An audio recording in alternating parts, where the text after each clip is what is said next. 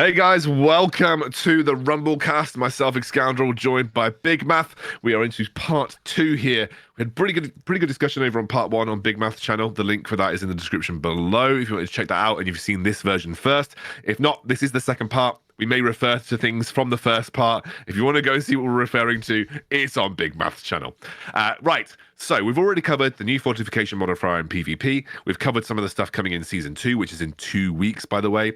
And we've also covered some of the new deck archetypes we'd like to see. And what we mean by deck archetypes is like, ramp, poison. Big Math talked about a cool sacrifice thing, which you can go and check out over on that side of the podcast. In this side, and the community team are gonna hate me. We're talking about whether we feel that the game was like release ready, the speed of the roadmap that's coming out, and do we have any missing unit types? And that's kind of in line of archetypes. Are we missing anything that we think would be, cool for the game in terms of like opening up new styles of play, etc. So let's go straight into it, big, because we've already done that first half. Did the game launch in a release state? Now, this is very common right now in gaming to have games that don't kind of release in what you would call a release state, and the kind of the post year afterwards is usually spent adding features to the game that will make it more enjoyable for the player base. Very common that you see in Steam early access games where they kind of come out in early access, but they're really what they consider a release game, and then they sort of like update them over time. The same happened with Diablo 4. You could very, very, very easily say on Diablo 4, the game released with tons of stuff potentially missing that would make it feel much more enjoyable to play in the long term. And I think that the question is, I think a lot of people have been raising this question in the community. Do we think that Warcraft Rumble was released in a state where you would say, like, I'm super happy with where it's at and it's got enough of the stuff? And we've talked about this on the podcast before a little bit, Big. I'll let you start if you like, because I've just done a big monologue. So I'll let you start if you like. Well, I'm going to let you start, but I'm just going to say that I kind of wanted to go on easier topics on my half of the channel because last week was a little bit more intense. But I guess we're back. But yeah, I'm going to let you give your opinion because I think I know what you're going to say.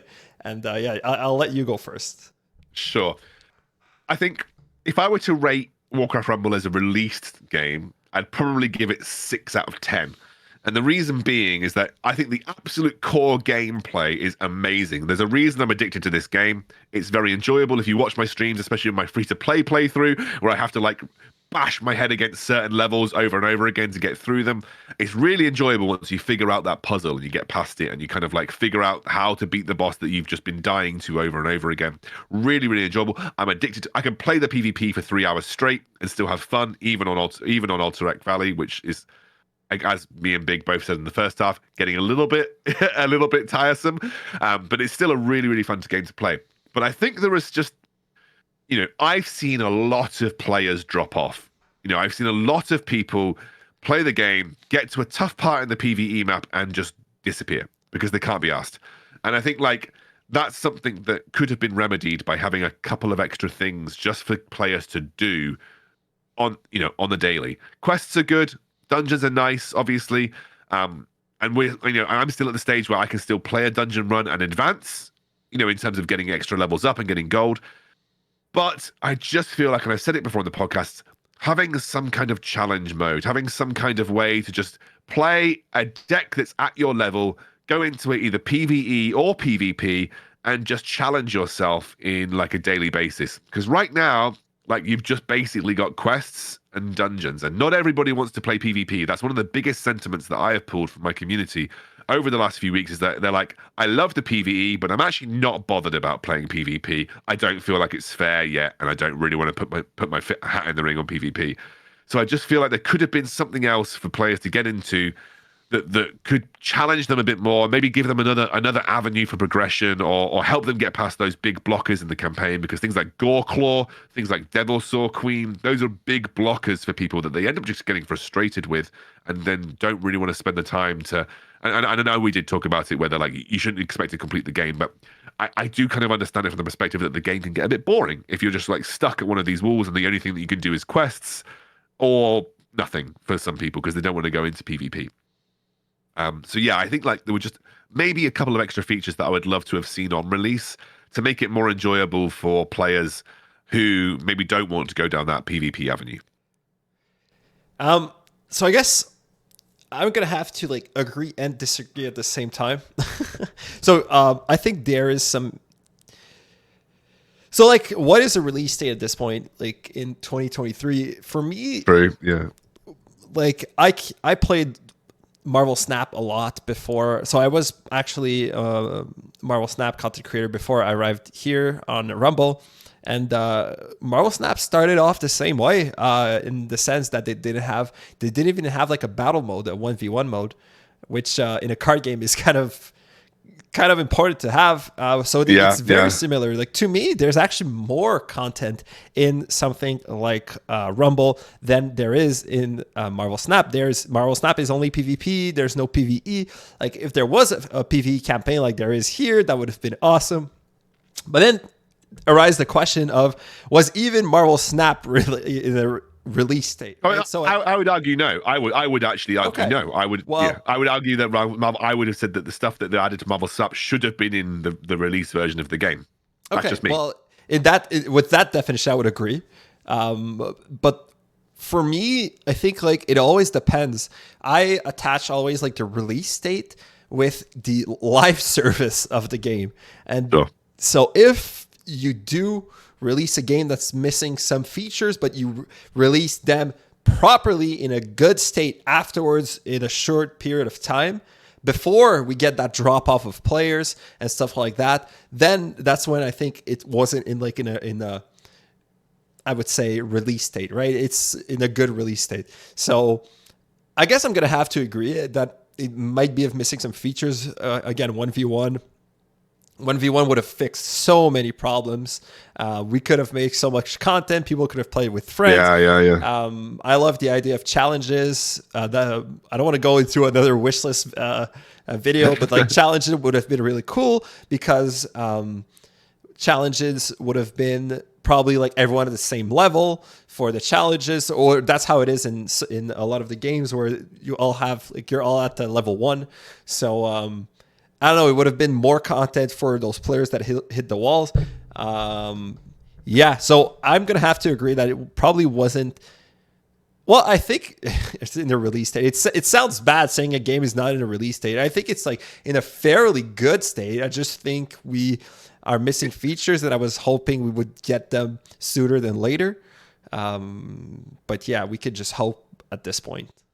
Yeah, and look, and I want to be very clear because I know the Rumble team watches this, or at least some of them will do. I think the game is in a very good spot and it's a great game. And I want to reiterate that I think it is. But like you said, there are just some features that I actually think would have helped with player retention, would have helped with content creation, would have helped with people dipping their, like some ways to help people dip their toes in the water for PvP, like getting people to play friendlies with friends so they can get used to it or whatever.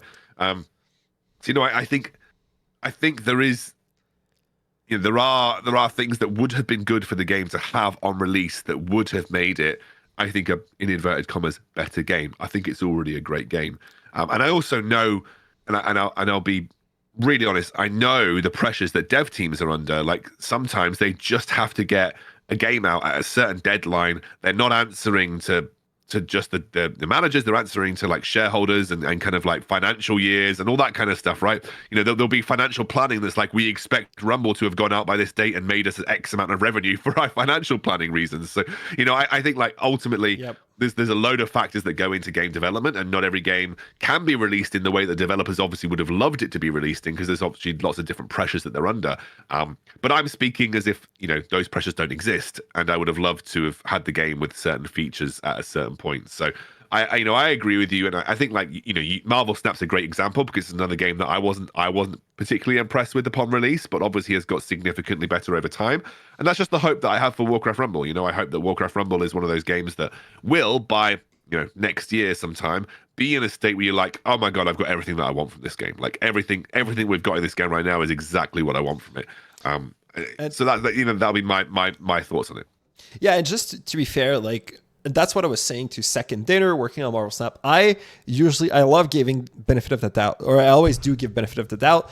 And like, I think the feature they have, if you take every single feature by themselves, I think they're very well done. Like 9 out of 10 most feature. So like PvE, dungeon, stuff like that. Like there's tweaks to be done to make things better. I think I love PvP. I love the different aspects. My point is, and I'm bringing this to you guys because I think it's just like if you release a feature in a good state but later, I think that's fine. But it has to be in a good state once you do release it, or else that whole argument of it wasn't there at launch because we wanted to do well, but then when it does release, it's not good. Then that's where that whole argument crumbles down.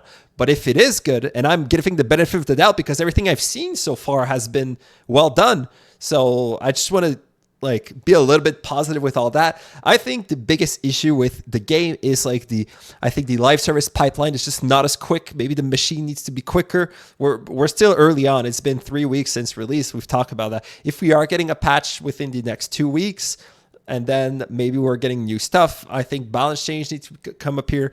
I think just balance change should be here just a little bit quicker every 6 weeks, but between 2 seasons, like I just mentioned in the last episode, I think that would fix most of the problem. I think that like players would always have something to do because the meta would be different. Well, I guess for PvE, that's something I haven't thought of. Like, how do you change? Like, if you doing balance change won't really affect PvE that much.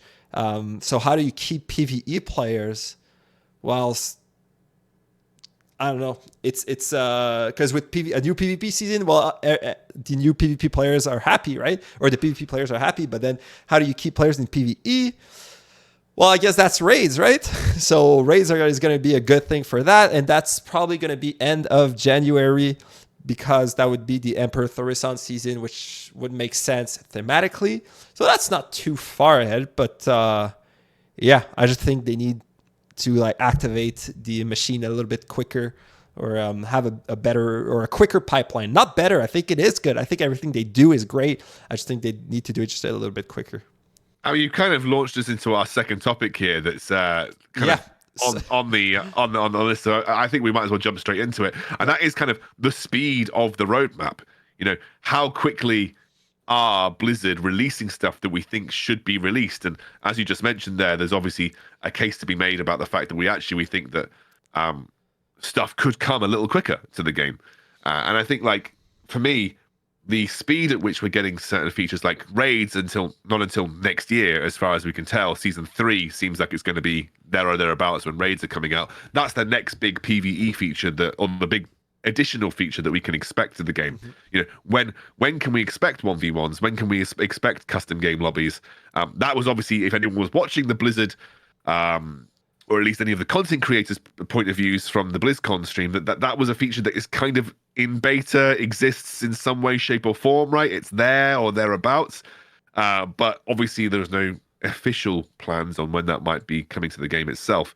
So I think there's obviously something to be said about the speed of the roadmap. I think it is a little slow.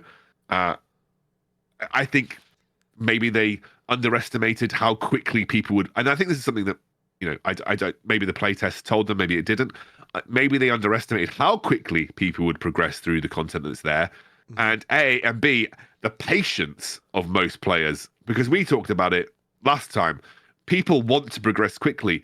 There isn't this kind of like sort of happy space where you can just enjoy the game for what it is. People just like the progress. That's the addictive part of the game, right? That's what convinces people to spend money. That feeling of getting past the next threshold, getting past the next level.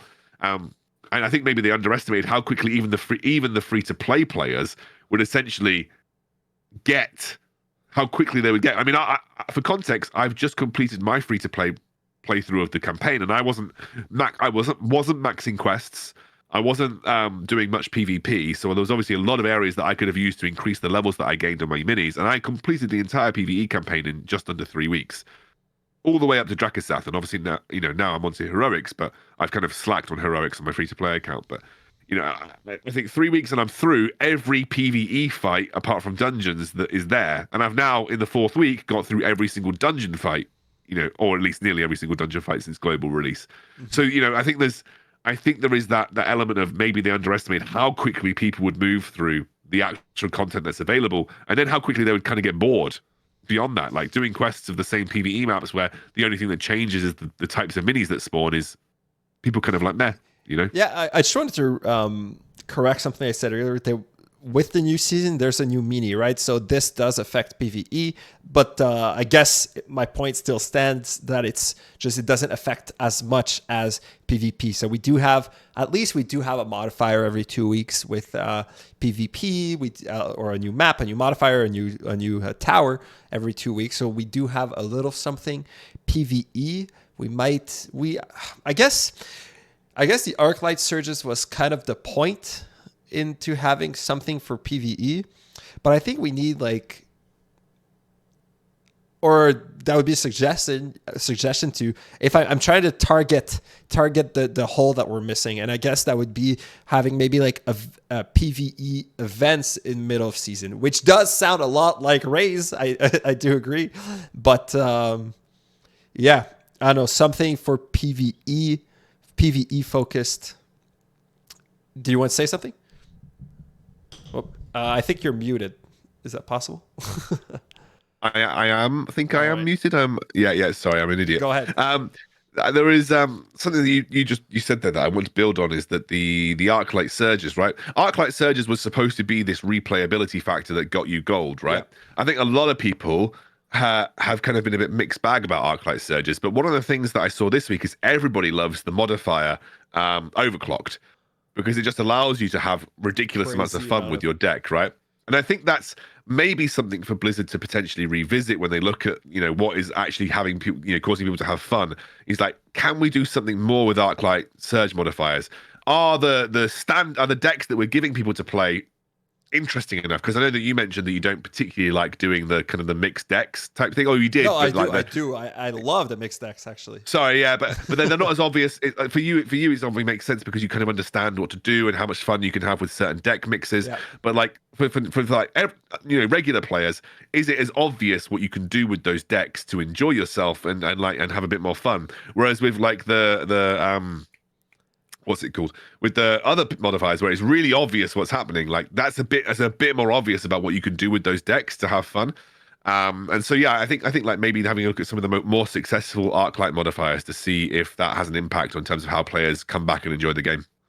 Yeah, I guess. Yeah, I'm trying to think. We also have dungeons, right, which is made to like help with the PvE thing. For me, I think like dungeons are kind of like the weakest part of PvE. I feel like it's extremely grindy, and I like the concept. I love the fact of giving myself a challenge, but I feel like I don't know. It's you have to do it. You have to push yourself, and you have to do it 10 times in a row, because you have to do it on every leader. I don't know. I loved actually the aspect of being given a deck. I think that would be great actually if they did more of that.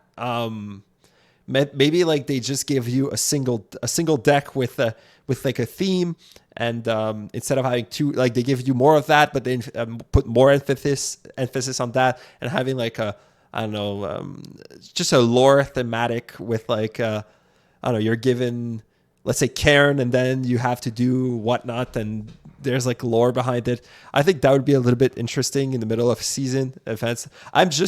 I'm trying to think of ideas on the spot right now. If you guys have any ideas, make sure to tell us down below, by the way. Do you guys feel we're missing something with PvE? And if we are, what would you do? Oh, is that your reaction? Echo just did it. Echo they just beat the last boss. Sorry, in the meantime, it was just going on my other monitor, and Echo just beat the last boss. Oh my God. Okay, you guys will see my live reaction in the podcast. I have no idea what he's talking about. Oh my God. Echo just did it. Oh, okay, right. But I'm calmed down now. I'm calmed down. Kind of calmed down. You're good? I'm good. Big Math does not watch World of Warcraft, so he doesn't have a clue. But don't say that. I'm gonna get roasted in the comments. Oh my gosh, insane. Yeah, look,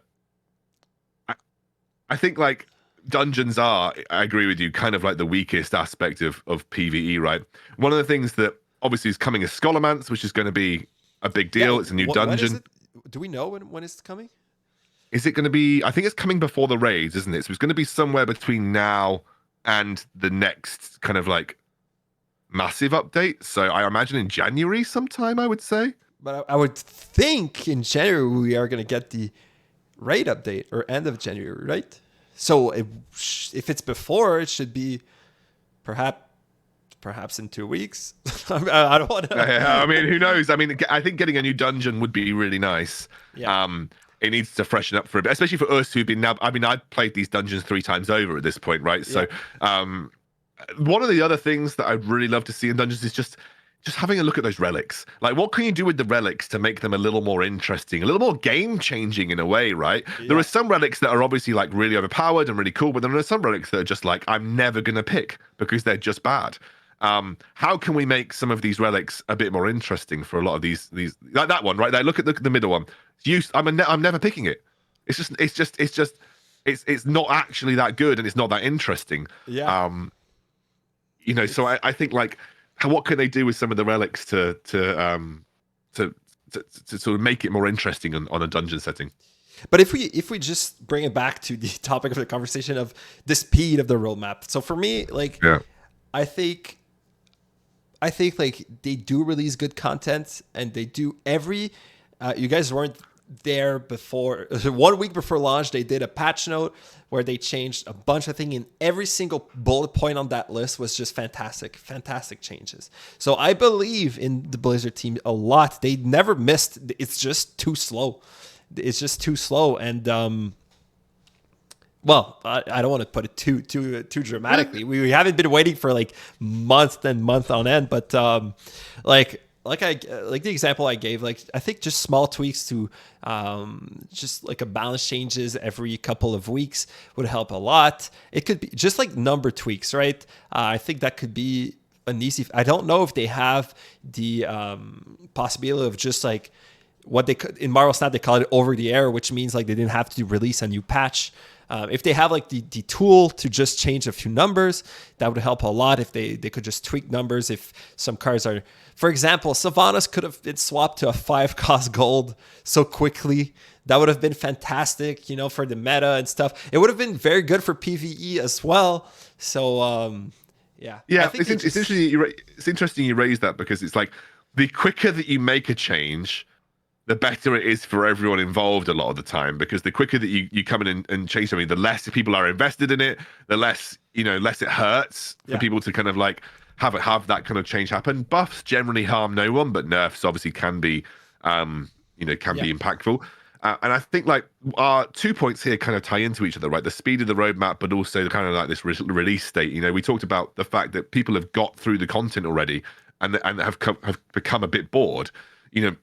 The sense is that if there was more content that was more quickly on the horizon, would you keep people more engaged for a while? And I think like ultimately we know that it's not easy to make a game, and I want to make that very clear. Like, it is not easy, even with big teams, to make a game that comes out and is sort of really got a lot of stuff in the back burner. Like, these levels do take a lot of teams to put together. Like, the bosses take a lot of teams to put together, and they are beautiful. And the stuff that has been released is in a really good state. Obviously, load times notwithstanding. I think people have a big criticism about the load times in this game, but like, there's a lot of stuff that's really good in this game, and I want to make it clear that I feel that way very heavily. But it's just, as you said, is the speed of new content just a little slow? And I know we've had comments on this, by the way, on the podcast, that it's like, we've only just started. Like, you can't keep introducing new stuff. But I think you say that 10 years ago on a free-to-play live service game, and that would make sense. But that people absorb these games and play these games so quickly now. The speed at which people get through free-to-play like live service games these days is insane. And I just want to say, like, I love PvP, I love PvE, I love every single aspect of this game, and I do not have this feeling. And I've been playing for much longer than you guys, and I don't get the feeling. So I'm not pointing any fingers or what. I'm not. It's just, I just want you guys to understand that, like, this issue of feel like you're missing content is only to players who do not love PvP at all. Because for me, I think I have too much content that I have to cover. I have to do all the dungeons in a week. I have to push my heroics as much as possible. I don't even have time to do quests and then I have so many PvP lists I want to try before the new modifier appears. So I feel like I have unlimited amount of content. For me, it's only features, but I do understand completely that some people do not love PvP, and that's something I didn't realize because I love PvP, and I didn't realize like our demographic for the game was going to be more on the older side. And so I think someone commented exactly, I'm old, I don't want to play PvP, I just want to have fun in PvE, which is completely fair. And so I do understand that. And I don't know, I feel like, what could they do? I guess it's walls the issue, right? Because once you're at heroic, I still have a lot of heroics I have to go through, and I'm trying to push them. And like, even once we beat all heroics, maybe they could add like an ultra heroic, or we do the missions again, but even harder or something. I don't know. There's some possibilities to reuse that content in a cool way. But I guess if it's big walls, we need some way to make players progress, being able to upgrade their unit before they achieve another wall, let's say. So you're muted again. And I think I'm muted again. Sorry, it's just because I'm sniffing so much that I don't want to make that come through on the podcast. Go ahead. You know, I think like just I don't want to labor this point too much, and I think I'll close out a little bit just after this. But the PvP is 100% my main focus for the most part now. I don't really care about heroics. Like on my main account, I'm just basically doing PvP almost all the time, and I understand it from the perspective that not everybody likes PvP.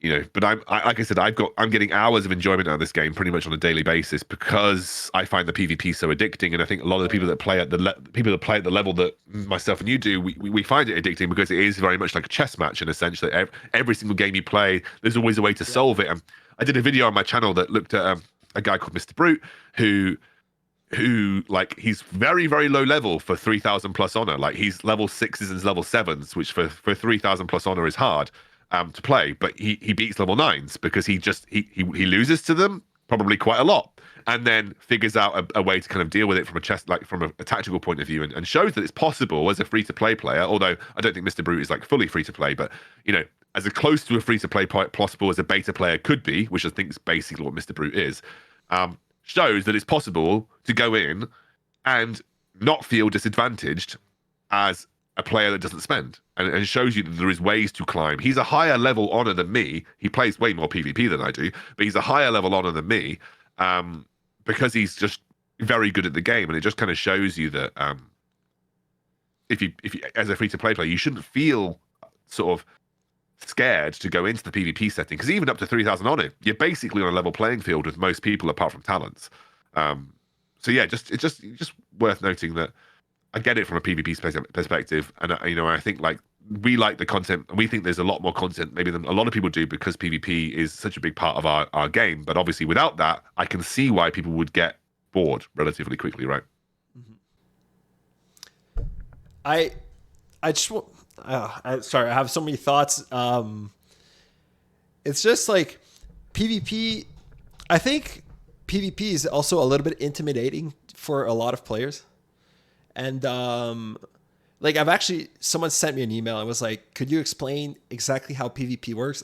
And that's something I forgot, but I do remember now when I started playing the game, like I was like, what is this PvP button? It's like at the bottom of the map. Like I don't want to click on it. I just want to do the campaign. When I'm going to feel ready, I'm going to do it. And that moment when you feel ready is just like, it sucks because then you start, like you think you're ready, then you go in PvP, you do your first game, you get stomped by people who have talents while you don't. And then you're like, okay, so I'm not doing PvP until I have all the talents. And then you do PvP a little bit. I don't know. I feel like it is extremely intimidating, but I don't know how to fix it. I just don't know how to fix it. So just maybe like, is there a way to make it more enticing for a player to play PvP? I think the fact that it's just a button at the bottom of your screen doesn't want you to play it much. If it was like a big spot on the map, like for example, here, this is the dungeon, right?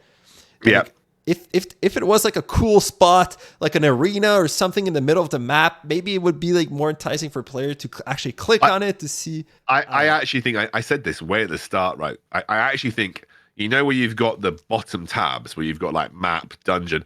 I actually think if you made a PvP tab and Oh yeah. gave it a lot more bells and whistles in the UI, made it look a lot more, give it its own artwork, like make it a much more attractive UI than it is just with a little button on the bottom of the main screen.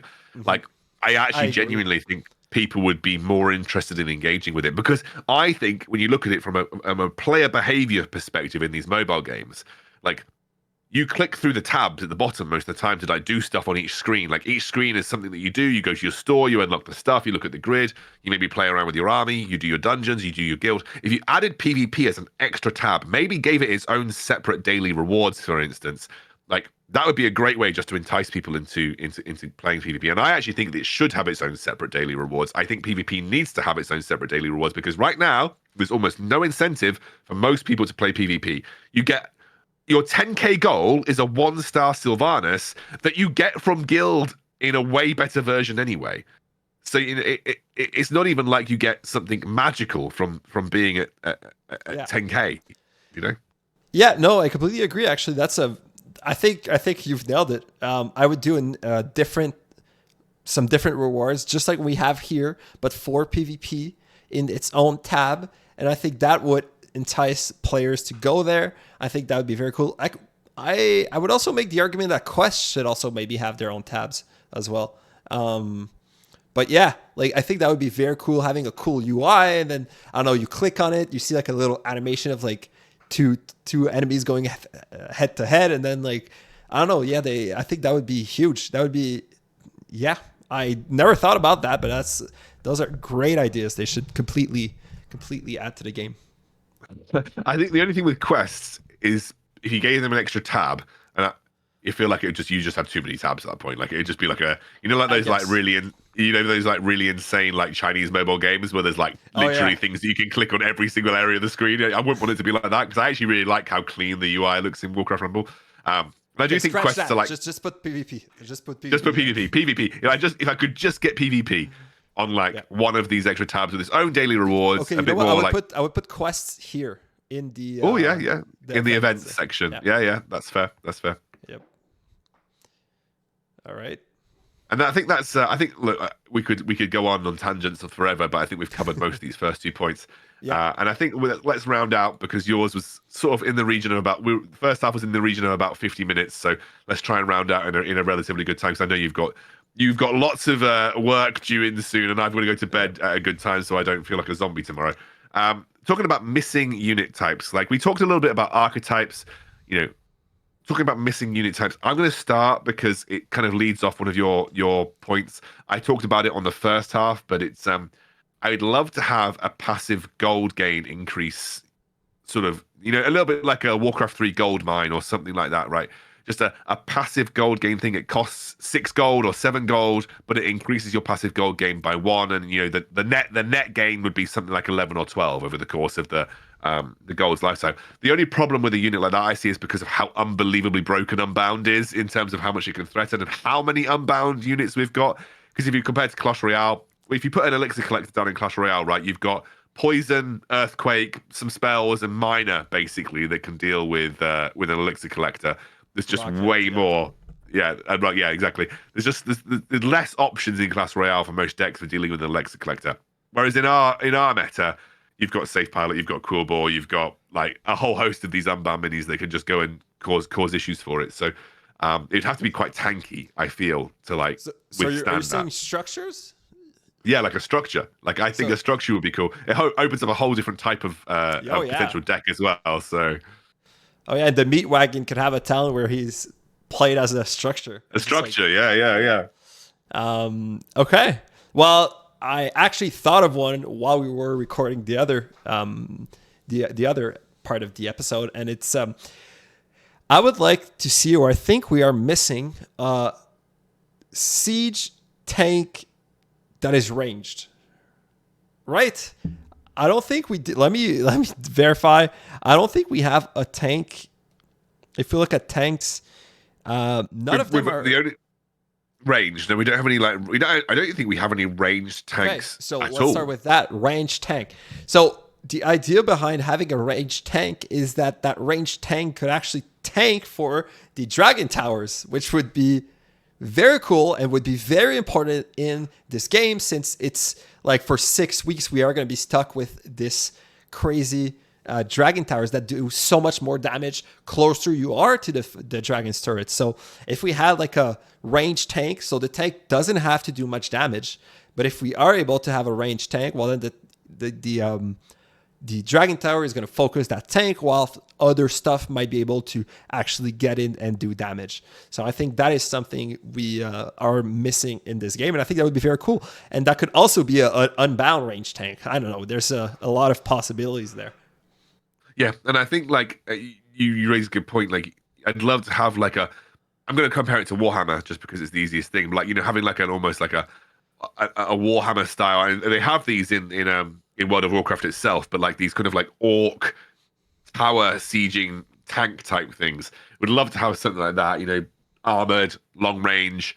Adds a new dynamic to a kind of deck that you could play. Probably very slow moving to make it kind of like balanced, but like it adds a new whole kind of deck mechanic that you can play around kind of like this big siege minion. Because although we do have siege archetypes, it's really only Sneed, and the only reason you play siege archetypes in Sneed is because of his passive.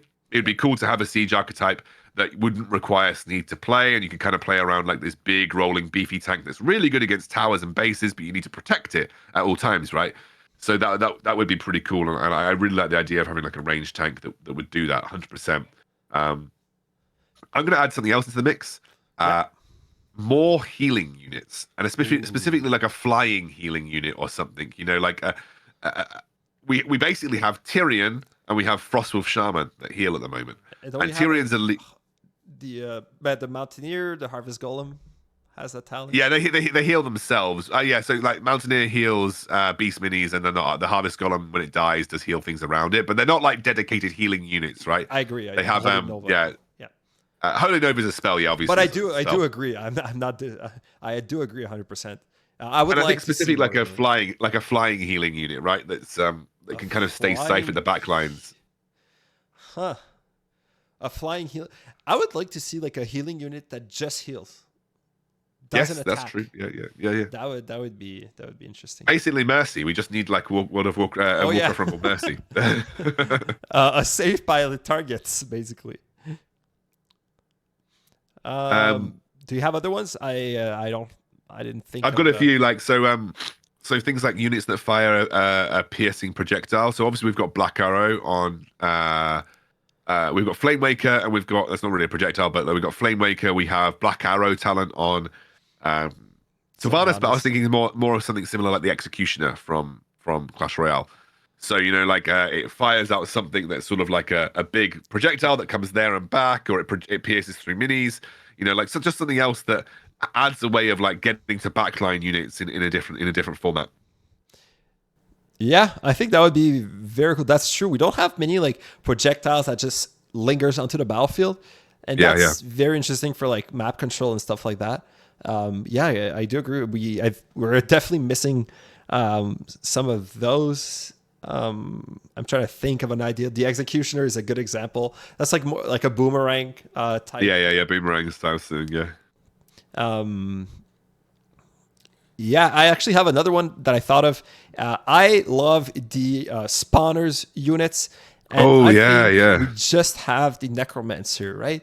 That's the only spawner we have. So I'd like to see more spawners. So if we get structures, it could be into forms of structures, but also just units, other types of unit that could spawn. I want a big one.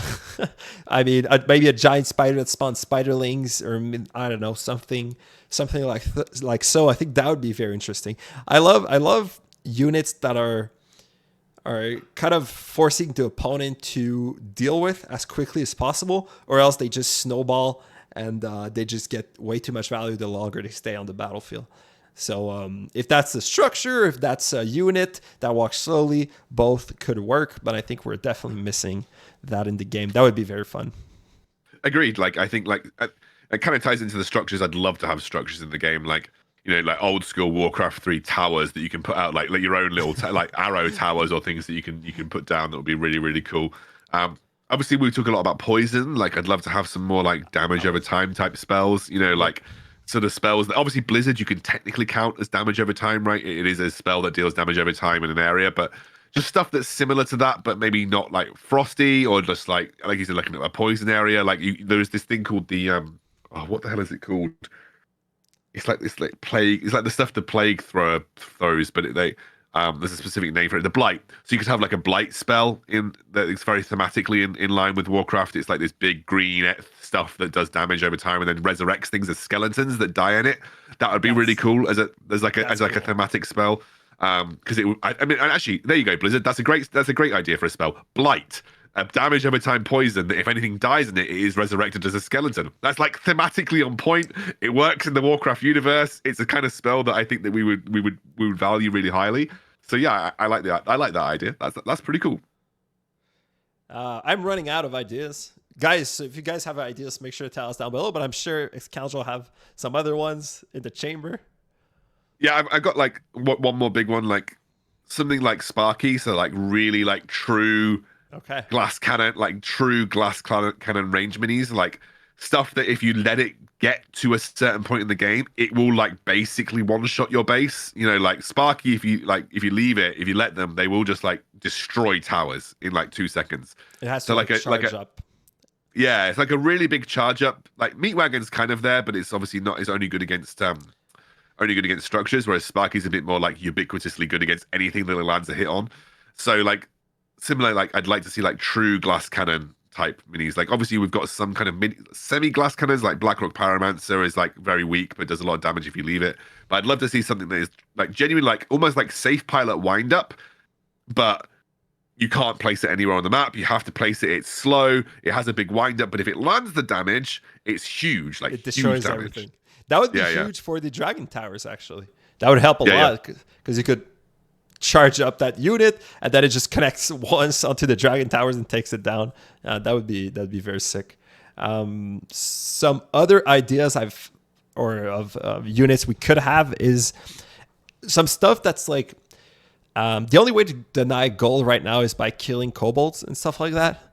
But I'd like some way to like disable a gold mine or stop a chest or something like that. I think that would be very interesting. I don't know how they could do it. I think that would probably be more of a spell or a talent. But yeah, I think that would be pretty interesting. Yeah, I 100% agree. Like just a way of disabling gold mines. I'd love if honestly, I think about archetypes. I'd love to like play a kobold buff archetype, like that you just like you play your kobold and you build an entire deck around like having this kobold, like mega monster kobold that you can play. Wasn't there something like that in like Warcraft 3 where your workers could like bear arms and start attacking? Maybe actually, yeah, maybe. I think obviously we have that arc light where you can mine and your kobold becomes a mega monster from mining. Yeah. But yeah, there's like loads of cool stuff that I think could be in the game. But I think obviously we only have a certain amount of ideas. If you guys, like Big Muff said, if you guys got any ideas from Clash Royale or other types of games, like I'm obviously drawing a lot of inspiration from Clash Royale here because it's kind of like the more advanced, similar, like it's had way more years in the market in terms of what it's doing. So yeah, I'd love to hear what you guys have to say in terms of units that you think Warcraft Rumble would do with, but try and thematically keep them in the Warcraft universe, like Blight. Great idea, Kinnan. Blight, you know, like that kind of thing. Keep it thematically in the Warcraft universe. What are we missing? Yep. I don't have. I'm out of ideas, but I think we've got some good one out. Yeah, 100%. I think so too. And I think I know our podcast is a little shorter this week, but obviously we had some slightly shorter topics to talk about. But I think like overall, still loads of great stuff discussed. Obviously, if you missed the first half, go and check out on Big Mouth's channel. I think we'll have much more news probably next week. I'm expecting this week to get some news. Yes. Sometimes we're going to have slow weeks in terms of stuff that's coming out. We haven't heard much from Blizzard on the Warcraft Rumble front, apart from getting a nice email from the content creation team, or rather the creator team. So I think we'll hear more from Warcraft Rumble over the next couple of weeks, especially as we come towards the new season. And we'll update you guys the second we do get some news. Absolutely. But I think for the most part, thank you very much, guys, for watching another episode of, or listening, depending how you're doing it, another episode of the Rumblecast. Myself and Big really enjoy putting these together for you every week, and we'll keep doing it for as long as we can. And in the meantime, we'll see you soon. Take care.